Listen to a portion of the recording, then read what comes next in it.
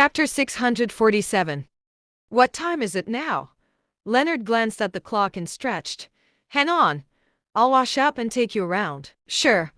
Wilbur sat quietly in the living room and Leonard shook his head before returning to the bedroom to wake the two women and washing up with them. Half an hour later, the three stepped outside, and judging from the looks on their faces, one could easily tell that they had a crazy night. Leonard lazily called for lunch. Once the food was delivered and they had all eaten, Leonard drove the two women and Wilbur to the international market for herb. It was an incredibly big market that covered 1,000 acres of land with countless shops and endless crowds. Leonard drove to the liveliest area and stopped before the biggest two-story shop. He pointed at the shop and said smugly, "You see that? That's mine.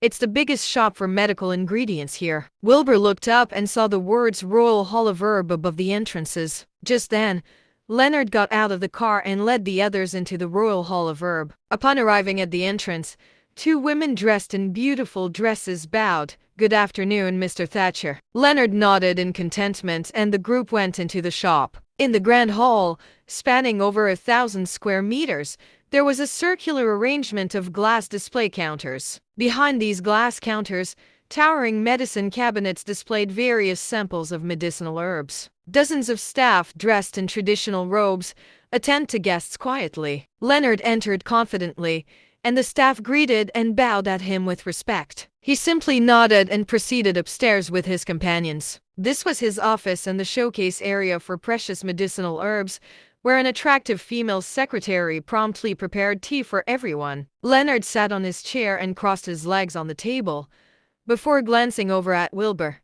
"Well, how is this?" The two women sat by Leonard's sides with beaming smiles and Wilbur nodded, impressive as expected. "This is just a place for discussing business.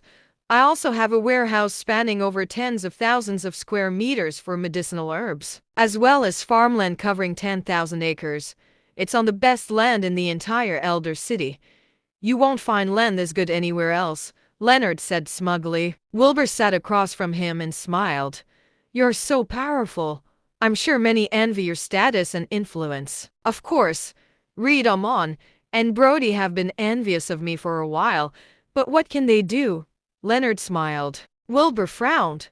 "What if they attack you?" "What a joke," Leonard said casually. "There's Traditional Herb Association in Elder City and the chairman, Bruce Ford, is an ambience-level cultivator.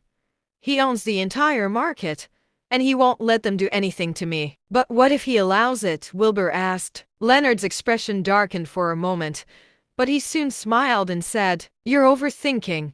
We all signed a contract and there are rules enforced by the Traditional Herb Association. Anyone who acts out of line will be punished for it." Wilbur nodded quietly. He did not know much about the situation in Elder City and could not comment on it, but something about Amon's behavior from the night before seemed odd to him. Amon and Leonard were both public figures who shouldn't fight in public. The only possible explanation was that they intended to start a war, and therefore felt that there was no need to hold back. However, it seemed as though Leonard did not bother himself over it. Just then, Leonard's phone rang, and he said a few words to the caller, before hanging up and turning to Wilbur with a smile. "The auction will be starting soon.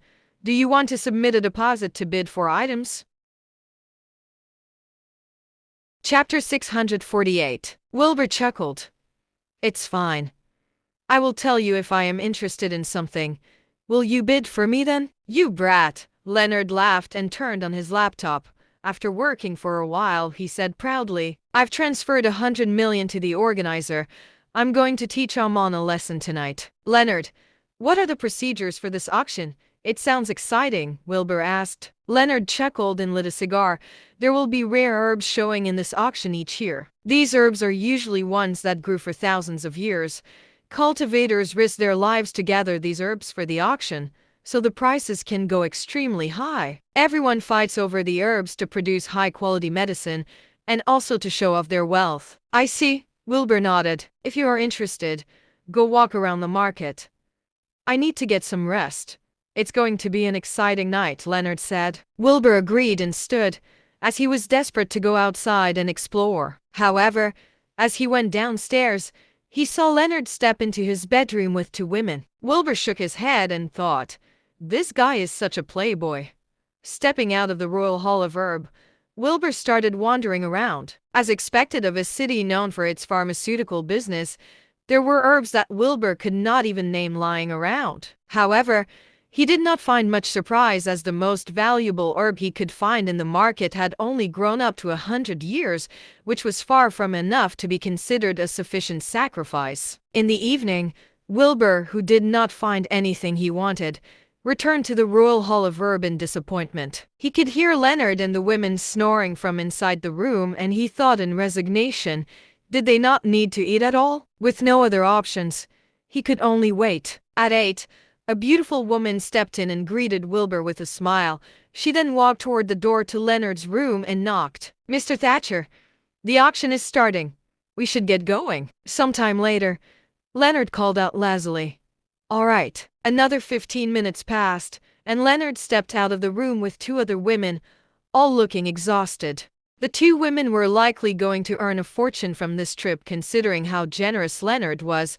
They might just live the rest of their lives freely. This is the manager here, Catelyn, and this is my new friend, Wilbur.